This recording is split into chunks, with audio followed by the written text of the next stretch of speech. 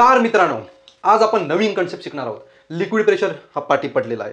आता नवीन कन्सेप्ट शिकायची असेल तर छोट्या छोट्या टर्म्स आपल्याला शिकल्या पाहिजेत, छोट्या छोट्या डेफिनेशन आपल्याला शिकल्या पाहिजेत. कुठल्या गोष्टीला काय म्हणतात ते जर हे नाही शिकलात तर सरफेस टेन्शन तुम्हाला समजणार नाही. तर सरफेस टेन्शन नाही समजणार तर त्याच्यावर डिपेंड असणाऱ्या कन्सेप्ट तुम्हाला समजणार नाहीत. चला तर व्हिडिओला सुरुवात झालेलीच आहे. या छोट्या छोट्या कन्सेप्ट काय आहेत ते सांगतो. त्याआधी आपल्याला कन्सिडर करायचं आहे, कुठलंही लिक्विड असेल त्याच्यामध्ये मॉलिक्युल्स असतात. मॉलिक्युल्स आपण छोट्या छोट्या डॉट्सने दाखवतो. तसंच आपण इथे मॉलिक्यूल कन्सिडर करणार आहोत, तो छोटासा डॉट असणार आहे. पण एक गोष्ट लक्षात ठेवा, जगातल्या कुठलेही दोन पार्टिकल, दोन मॉलिक्यूल एकमेकांवरती फोर्स लावत असतात. पण तो फोर्स कुठला? Force of attraction. त्या फोर्सला बोलायचा इंटरमॉलिक्युलर. इंटर म्हणजे आतला, मॉलिक्युलर म्हणजे मॉलिक्यूलचा अट्रॅक्टिव्ह. यात पण दोन टाईप आहेत, एक कोइझिव्ह फोर्स आणि दुसरा ॲडिझिव्ह फोर्स. ते काय आहेत ते बघूया. पहिला आहे कोइझिव्ह फोर्स. कोइझिव्ह फोर्स कशाला म्हणायचं? जर दोन मॉलिक्यूल एकमेकावर फोर्स ऑफ अट्रॅक्शनचा फोर्स लावत असेल पण ते दोन्ही सेम पाहिजे. वॉटर असेल तर दुसरा पण वॉटर पाहिजे, साबुदाणा असेल दुसरा पण साबुदाणा पाहिजे, सिमेंटचा पार्टिकल असेल दुसरा पण सिमेंटचाच पार्टिकल पाहिजे, एकच सबस्टन्स पाहिजे. जर एका सबस्टन्समध्ये जर फोर्स ऑफ अट्रॅक्शनचा फोर्स लागत असेल तर त्याला स्पेशल नाव दिले काय? Cohesive force. म्हणजे याचे डेफिनेशन काय? The force of attraction between two same substance is called as cohesive force. याच्या अपोजिट ॲडिझिव्ह. जर दोन डिफरंट असतील पार्टिकल्स आणि ते जर एकमेकांना अट्रॅक्ट करत असतील तर त्याला बोलायचं adhesive force. The force of attraction between two different particle, two different molecule is called as adhesive force. For example, water droplet आणि माझा हात. मी जर पाण्यात हात टाकला आणि तो बाहेर काढला तर पाण्याचे पार्टिकल, पाण्याचे मॉलिक्युल्स माझ्या हाताला लागले असतील. पाणी डिफरंट मॉलिक्यूल, हात डिफरंट मॉलिक्यूल, दोघं एकमेकाला अट्रॅक्ट झाले म्हणून तो जाऊन चिकटला ना. Am I correct? सेम. किंवा दुसरं एक्झाम्पल, एक पिठाचा गोळा घेतलात. ओके, पिठाचं असं पिठातून तुम्ही हात काढलात असा आणि असं बघितलं तर पीठ पण एकमेकाला चिकटलेलं असतं. तो आहे कोइझिव्ह फोर्स. सेम असेल तर कोइझिव्ह, डिफरंट असेल तर adhesive force. Next concept, range of molecular attraction. Range म्हणजे काय? कुठपर्यंत रेंज लागते, कुठपर्यंत. जसं तुमच्याकडे वायफाय असेल तर आपण जसं जसं पुढे जाऊ तसे रेंज कमी होते आणि एका ठिकाणी जाऊन रेंज 0 होते, म्हणजे रेंज संपते. तसंच समजा इथे एक मॉलिक्यूल आहे, ओके. समजा याची रेंज इथपर्यंत असेल, इथपर्यंतच फोर्स लावू शकतो, याच्या पुढे नाही. इथपर्यंत all 4 direction, 3 dimension, x axis, Y axis, Z axis. बरोबर. ही त्याची झाली अवकात. याच्या पलीकडे तो अट्रॅक्ट करू शकत नाही. त्याला बोलायचं range of molecular attraction. Definition बघा, मॅक्झिमम डिस्टन्स, जास्तीत जास्त distance from which molecular force is effective. म्हणजे मॉलिक्युलर फोर्स हा इफेक्टिव्ह आहे, त्याच्या बाहेर गेलात अट्रॅक्ट करणार नाही, त्याची लायकी संपली. तिसरं 4 स्पियर ऑफ इन्फ्लुएन्स. स्पियर म्हणजे काय? गोळा. इन्फ्लुएन्स म्हणजे काय? इफेक्ट टाकणे. याची पण डेफिनेशन आहे, नावातच डेफिनेशन आहे. नाम और name tells you all terms. The imaginary sphere, एक imaginary sphere 3D with molecule at the centre. एक असा इमॅजिनरी स्पियर ज्याच्यामध्ये मॉलिक्युल्स आहेत.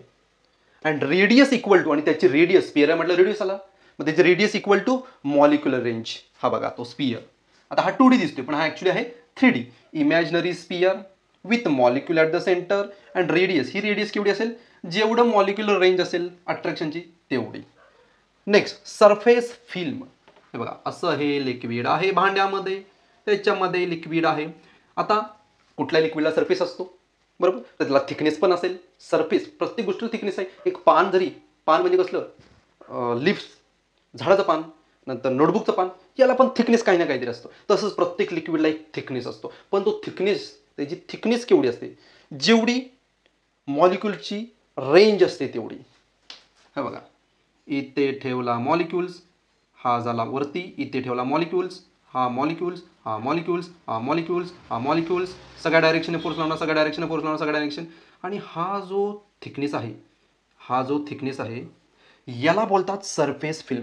लेयर ऑफ सरफेस, एक लेयर आहे सरफेसची ऑफ लिक्विड हुज थिकनेस, ज्याची thickness is equal to range of molecular, याच्यात पण रेंज ऑफ मॉलिक्युलर फोर्स, याच्यात पण मॉलिक्युलर रेंज आहे, याच्यात तर स्वतःच डेफिनेशन आहे. अशा हा इझी डेफिनेशन आहे. नावावरनं डेफिनेशन तुम्ही तयार करू शकता. ह्या कन्सेप्ट समजले असतील तर आपण पुढची थेरी बघूया, जी 3 मार्काचा मोठा क्वेश्चन आहे. सरफेस फिल्मची डिसेक्शन, सरफेस फिल्मची टोटल पिक्चर, टोटल स्टोरी आता तुम्हाला एक्सप्लेन करणार आहे. चला तर मित्रांनो, वेळ वाया न घालवता सरफेस टेन्शनच्या थेरीला स्टार्ट करूया. पहिला तुम्हाला सांगतो सरफेस टेन्शन म्हणजे काय असतं. डेली एक्सपिरियन्स करता तुम्ही सरफेस टेन्शन कसं काय ते सांगतो. तुम्ही ही इमेज बघा, याच्यामध्ये बघा कसा एक छोटासा किडा पाण्यावरती चालताना दिसतोय. असं वाटते की पाण्याची वरची लेअर प्रेस झालेली आहे. ही टाचणी बघा, पिन बघा, पाण्यावर कशी तरंगते, त्याचं पण कारण आहे सरफेस टेन्शन. किंवा हा ब्रश बघा, कलरमध्ये बुडवल्यानंतर बाहेर काढलात की एकमेकाला हे ब्रशचे ब्रिस्टल चिकटतात. किंवा अजून एक एक्झाम्पल, स्पेरिकल ड्रॉप किंवा बबल हे स्पिअरच शेप का असतात, गोलाकारच का असतात. जगात तर भरपूर शेप आहेत, ट्रायंगल आहे, रेक्टँगल आहे, सिलेंड्रिकल आहे, खूप सारे शेप आहेत. पण बबल किंवा पाण्याचा ड्रॉप हे नेहमी स्पेरिकलच हाच का कलर सिलेक्ट करतात. त्याचं पण कारण आहे सरफेस टेन्शन. आता हे सरफेस टेन्शनची एक्झाम्पल समजली, हे कसं काय घडतं, ह्याला कारण काय ते आता बघूया. त्यासाठी मी घेतलेलं एक भांडं, त्याच्यामध्ये आहे पाणी आणि पाण्यामध्ये आहेत हजारो मॉलिक्युल्स, लाखो मॉलिक्युल्स, करोडो molecules, blah blah blah blah. त्यातले 3 मॉलिक्युल कन्सिडर केले. एक विदिन द लिक्विड पाण्यामध्ये, be on a surface within the surface, आणि तिसरा आहे ऑन अ फ्री सरफेस. अशा 3 पोझिशन मी सिलेक्ट केले आणि प्रत्येकाचं डिस्क्रिप्शन सांगणार की यांच्यावर कुठे फोर्स लागतो, कोहेजिव्ह फोर्स लागतो, ॲडिजिव्ह फोर्स कुठे लागतो आणि नेट रिझल्ट काय येतो. नेट रिझल्टवर डिपेंड आहे. बघा, molecule A is within the liquid. आता विदिन द लिक्विड आहे, मग चारी बाजून पण लिक्विड मॉलिक्युल असणार, मग चारी बाजून पण सेमच फोर्स असणार. कुठला? Cohesive force. कुठला फोर्स असणार? Cohesive force. जर चारी बाजून कोहेजिव्ह फोर्स असेल तर नेट फोर्स किती असेल? Net force 0. हे रिझल्ट काय? Molecule a stay within the liquid. Molecule b बघा, मॉलिक्युल बी ऑब्झर्व केलात तर अर्ध्यापेक्षा जास्त पार्ट हा लिक्विडमध्ये आहे आणि very small part is within the air. Okay, मग याच्यावर 2 फोर्स लागणार. एक एअरमुळे ॲडिजिव्ह फोर्स आणि एक लिक्विडमुळे कोइझिव्ह फोर्स. दोन्ही फोर्स लागतात. But here molecule B, in case of molecule B, most part of the sphere of influence, this is called most part of the molecule B is within the liquid and very less part in air. Therefore here cohesive force is stronger than adhesive force. जर cohesive force strong असेल तर molecule बी पण liquid मध्येच जाण्याचा प्रयत्न करणार. Molecule C बघूया. Molecule C इथे मात्र स्टोरी थोडी वेगळी आहे पण रिझल्ट सेम आहे. In case of molecule C, half part is within the liquid, remaining half part is within the air. Okay, within the air. And in case of the part which is in a liquid acted upon cohesive force, and molecule which is in a air acted by adhesive force. आता तुम्ही म्हणाल sir इथे तो दोन्ही same आहे, molecule वरती पण force लागतोय, खाली पण फोर्स लागतोय, याच्यावर वरच्या डायरेक्शन आहे, याच्यावर खालच्या डायरेक्शन आहे, दोन्ही फोर्स सेम असणार कारण हाफ पार्ट आहे. पण जो हाफ पार्ट लिक्विडमध्ये आहे त्याच्यात लिक्विडचे मॉलिक्यूल जास्त आहेत आणि जो हाफ पार्ट एअरमध्ये आहे त्याच्यात एअरचे मॉलिक्यूल कमी आहेत. एअर रेअर आहे, एअर कमी आहे, वॉटर लिक्विड जास्त आहे. मग कोणाचा फोर्स जास्त स्ट्रॉंग असणार? Cohesive force. सी मध्ये पण cohesive force is greater than adhesive force. Therefore molecule C also tries to go into the liquid. Molecule C सुद्धा लिक्विडमध्येच जाण्याचा प्रयत्न करणार. आणि रिझल्ट मीन्स कन्क्ल्युजन, याला जास्त पॉईंट आहेत. हाफ मार्क आहेत. Conclusion important. कन्क्लुजन काही करा पण कन्क्लुजन पाठ करून जा. कन्क्लुजन काय बघा. Thus all molecule on the liquid surface tries to go into liquid. Therefore number of molecules on the surface get minimise.